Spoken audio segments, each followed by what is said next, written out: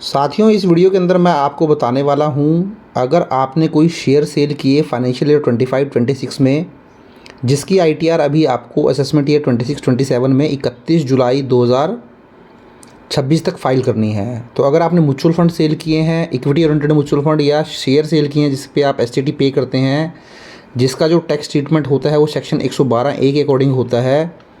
तो अब ऐसा कैपिटल गेन अगर वो 1,25,000 से ज़्यादा नहीं है तो आप ITR 1 के अंदर दिखा सकते हैं, ITR 4 के अंदर दिखा सकते हैं। तो आपको ITR 2 और ITR 3 फाइल करने की ज़रूरत नहीं है। पहले क्या होता था, आपको ITR 2 और ITR 3 ही फाइल करनी पड़ती थी, जो कि एक आम आदमी के लिए थोड़ा मुश्किल हो जाते हैं। वो लेंदी फॉर्म होते हैं कंपैरेटिवली ITR 1 और ITR 4 के। तो ITR 4 में आप इजीली जो है इनको फाइल कर सकते हैं। तो चलिए कैसे हम दिखा सकते हैं ITR 1 और ITR 4 में लॉन्ग टर्म कैपिटल गेन, वो चलिए देख लेते हैं। तो सबसे पहले तो आप जब अपने इनकम टैक्स पोर्टल पर लॉगिन करेंगे तो इस तरीके से आपको जो है वो इंटरफेस नज़र आ जाएगा। तो ये आपका डैशबोर्ड रहेगा। उसके बाद आपको क्या करना है, फाइल नाउ पे क्लिक करना है। तो फाइल नाउ पे क्लिक करें, असेसमेंट ईयर 26-27 ऑनलाइन कंटिन्यू करें, स्टार्ट न्यू फाइलिंग करें। इंडिविजुअल हैं आप, उसके बाद यहाँ से अपना फॉर्म चूज़ कर लें, ITR 4 या ITR 1। अगर आपके ऊपर ITR 4 एप्लीकेबल होता है, आपकी प्रेजेंटिव बेसिस पर कोई बिजनेस इनकम, प्रोफेशनल इनकम है और साथ में लॉन्ग टर्म कैपिटल गेन 1,25,000 से ज़्यादा नहीं है तो ITR 4 देख लें। अदरवाइज़ आप ITR 1 चूज़ कर सकते हैं। तो देखिए ITR 1 कौन कौन पर्सन फाइल कर सकता है। एक ऐसा रेजिडेंट इंडिविजुअल जिसकी इनकम 50 लाख से ज़्यादा नहीं होनी चाहिए।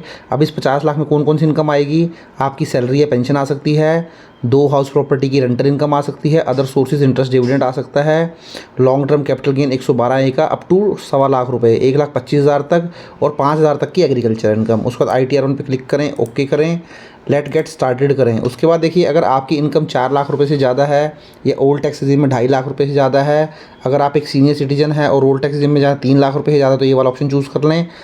अगर आपकी 3 लाख, 2.5 लाख, 5 जो मैंने आपको लिमिट बताई, 4 लाख से ज़्यादा नहीं, तो ये देख लें कोई आपने 1 करोड़ से ज़्यादा अगर करंट ईयर में करंट अकाउंट में डिपॉजिट किया है तो फिर ये वाला ऑप्शन चूज़ करना पड़ेगा। या 2 लाख से ज़्यादा फॉरेन ट्रैवल पे खर्चा किया है, 1 लाख से ज़्यादा का बिजली का बिल है, अगर कोई भी नहीं है तो अदर में जा सकते हैं।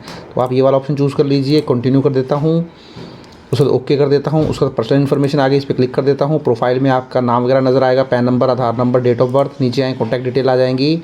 अब इसके बाद देखिए आपको नेचर ऑफ एम्प्लॉयमेंट में चले जाना है। अब ये देखिए जब आप नेचर ऑफ एम्प्लॉयमेंट में आएंगे तो यहाँ पे देखिए आप सेंट्रल गवर्नमेंट एम्प्लॉई हैं, state government, public sector undertaking, central government pensioner हैं, स्टेट गवर्नमेंट पेंशनर हैं, PSU पेंशनर हैं, अदर हैं या नॉट एप्लीकेबल।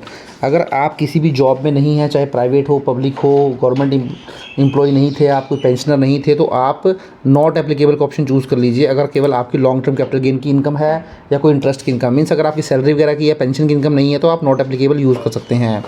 उसका सेक्शन 139(1) ही रहेगा फाइलिंग सेक्शन, इसमें कुछ नहीं करना है आपको। अब देखिए यहाँ पर बाय डिफ़ॉल्ट ही एक येस का ऑप्शन आ रहा है, एक नो आ रहा है। तो नो का बाय डिफ़ॉल्ट ऑप्शन आ रहा है, इसका मतलब ये है कि आप जो ITR फाइल करने जा रहे हैं वो न्यू टैक्स रिजीम में फाइल करने जा रहे हैं। अगर आप चाहते हैं ओल्ड टैक्स में फाइल करना तो इसको येस कर दें, नहीं तो अदरवाइज़ आपका नो ही आएगा।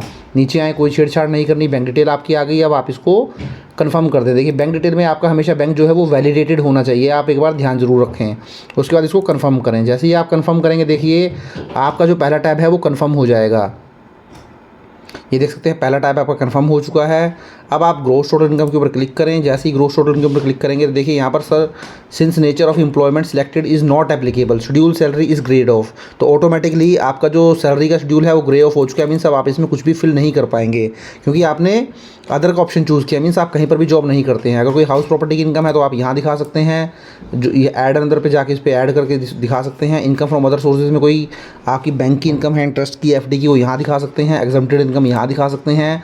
अब एग्जम्प्टेड इनकम के ऊपर ऑलरेडी मैं डिटेल्ड वीडियो बनाया है, उसका लिंक नीचे डिस्क्रिप्शन में दे दूंगा। ITR 1 जहाँ आप अपनी सैलरी, पेंशन, 2 हाउस प्रॉपर्टी से इनकम, अदर सोर्सेज की इनकम वो कैसे दिखा सकते हैं उसके ऊपर भी ऑलरेडी डिटेल्ड वीडियो बनाया है, उसका वीडियो का लिंक भी नीचे डिस्क्रिप्शन में दे दूंगा। अब नीचे आए देखिए लास्ट में आपको नजर आएगा long term capital gain under section 112A not chargeable to income tax.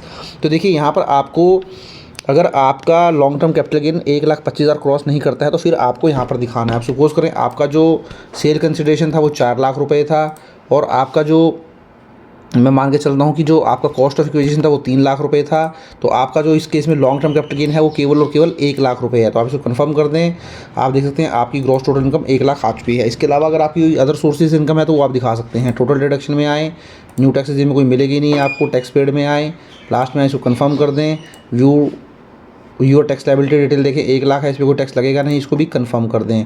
तो इस तरीके से प्रोसीड टू वेरिफिकेशन करके आप जो अपनी ITR को फाइल कर सकते हैं। तो जैसा कि मैंने आपको बताया कि मैंने ऑलरेडी एक ITR 1 पे डिटेल्ड वीडियो बनाया है, उस वीडियो का लिंक नीचे डिस्क्रिप्शन में दे दूँगा। अगर आपको कोई दिक्कत आती है वेरिफिकेशन करने में तो उस वीडियो को देख लीजिए, तो आप ईजिली वेरीफाई कर पाएंगे। Thank you very much. अगर आपने चैनल पर फर्स्ट टाइम विजिट किया है सॉरी, तो आप ज़रूर इसको सब्सक्राइब कर लें। ऐसे ही मैं जो है वीडियो लेके आता रहूँगा। अभी ITR फाइलिंग का सीज़न जो है वो स्टार्ट हो चुका है, तो ITR 2, ITR 3, ITR 4 सब पे ही मैं स्लोली एंड ग्रेजुअली जो है वीडियो अपलोड करना शुरू कर दूँगा। Thank you very much.